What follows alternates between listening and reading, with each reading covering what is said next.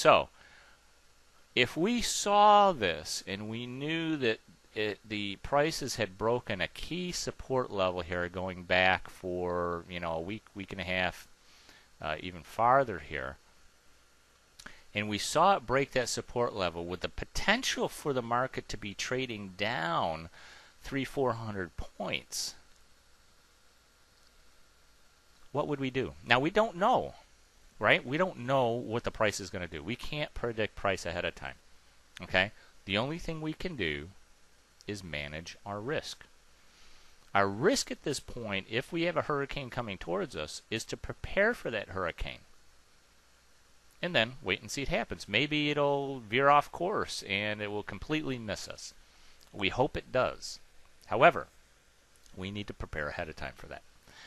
So, if we take a look at our Analyze tab again here, if we do get hit by a hurricane in our trading position, and we don't prepare for it, especially, now this is not necessarily the case early in the position. I'm only talking about this type of risk management going into expiration week, in which you're trying to extract every potential piece of profit out of this position.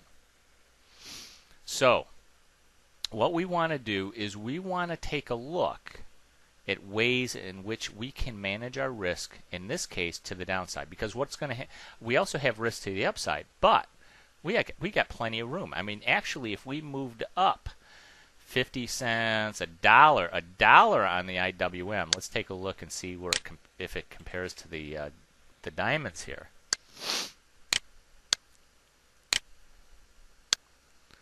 Yeah, let's use the Dow because we've got our Dow up here. Let's use in our Analyze tab. Let's take a look at the exact levels that we're at. If we're at 127.50, what is that on the Dow? That's 12,750, which is just about where we are, give or take 5 points. Now, what happens if we move up to 128.50? Which is 12,850 on the Dow. 12,850 is right at the top of this red bar, just about. So we would have to do, in order for us to be back in the middle of our position, we'd have to have a complete reversal, and the market would have to go up 150 points.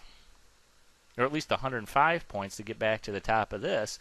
And even if it went up to 12,900, what does that do to our position? We are looking very good because now we're almost at our maximum profit potential here. So we have risk to the upside, but it's a good risk. I mean, it's the kind of risk we want. We want it to go up. Okay. What if it goes down? Let's say it goes down to 12,600, which is 126 on the diamonds. Now we're not doing so well. Let's see where that is. 12,600. Do you think it's possible that the market could trade down to that level? That's 12,650 right there. Let's bring it down even more. Let's bring it down to 12,600. Do you think it's possible that Monday morning we could hit that 12,600 level? It's very possible. It's very possible. In fact, we could even move it down further. Say, well, let's see. Do you think it would hit 12,500? Yeah, it is possible, right? That's only 245 points from where we are. What happens under this scenario if we go back to the major support level of 12,300? Do you think that's possible? Yes, it's very possible. Look at the move on some of these bars here. This up day, we had a couple up days here that were 500 points. Here's one that was 400. Here's another one that was 300. If we go back even further, we'll see some down days. You know, this one went from about, let's see what the low was. The high was 12,580. The low is 1223. That's a 240 point move. But we don't know what's going to happen, do we? We have no clue. The only thing that we can do is manage our risk. Now, if we're managing our risk, we're going to manage it to the upside by keeping our position stable. because we have quite a bit of room to move, and we would still make money. On the downside, we don't have as much room, do we? Because we're already, below center. Now, you might be thinking, well, why didn't I adjust the position here by putting on more contracts? Because we're already so close to expiration.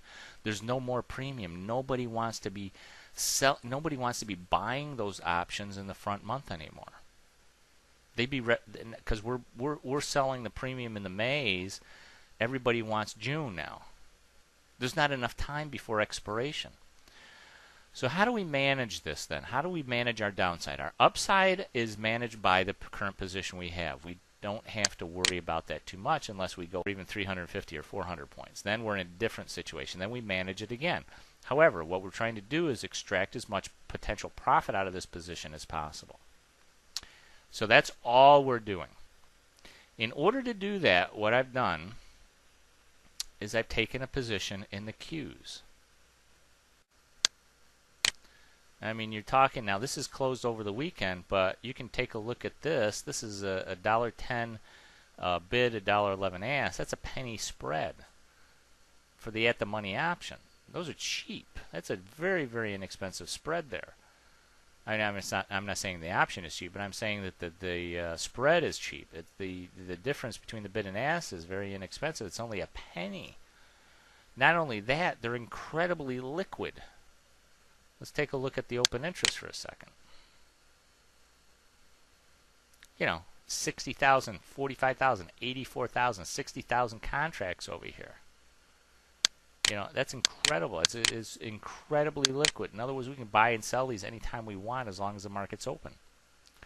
So what I did was, now I want you to take a look at this picture. Now I'm going to add the position I had on the Qs. What does that do? Well, not only does it bring our position right back into the center, we've got a huge amount that we can go down and still be profitable, can't we? So what did it do for us? Well, let's take a look at it without it. That's what we look like. We still got a nice profit. The picture is not really too bad. However, like I said, taking a look at the price action here, we have more price risk just prior to expiration than we have other risks.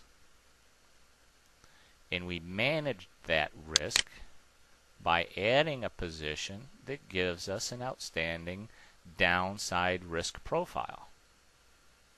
Now we can also go up. Actually we can go up a few hundred, 300 points, and we're still in very, very good shape here. So there are things that you can do. You have to really think about yourself as a manager of risk. Now I don't know how this is going to open on Monday because this is Saturday. I'll do a video as a follow-up, part 2 to this, that will show you exactly what happens on Monday, okay, when we open. Now, is this going to be a long-term trade? No. No. Because what we want to happen, see, the only reason that we took this additional position, let me take these off for a second here, and you can see where we are. We're down here. We want to go back up here. Now, if the market goes up on Monday, guess what? We're gonna sell our little insurance policy. Basically, all we're doing with these QQQs is managing the risk we have over the weekend. Because Friday we dropped dramatically here through a key support level, and if it continues to drop, well, we will make an additional profit here. Actually, this graph does not actually tell you, but the profits could be significant just on the Q position. So, and this is only really current date and expiration, but it actually could go up much higher than this. So what we've done is because we're very close to expiration, and because we have weekend risk, we don't know what's going to happen on Monday morning.